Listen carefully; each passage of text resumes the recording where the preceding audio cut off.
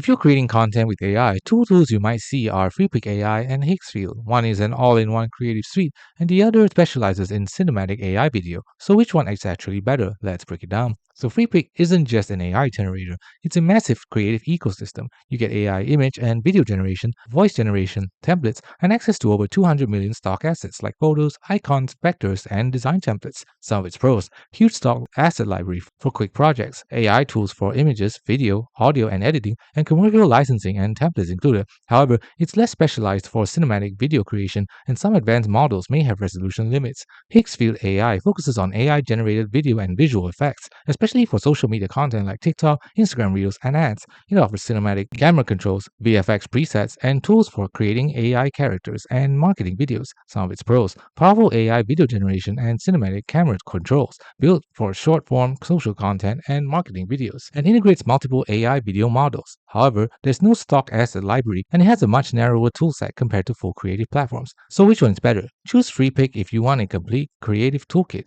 AI generation plus stock assets, templates, editing, and music all in one place. Choose Higgsfield if you focus on AI video creation with cinematic effects for social media and marketing content. Thanks for watching. Don't forget to like and subscribe for more videos.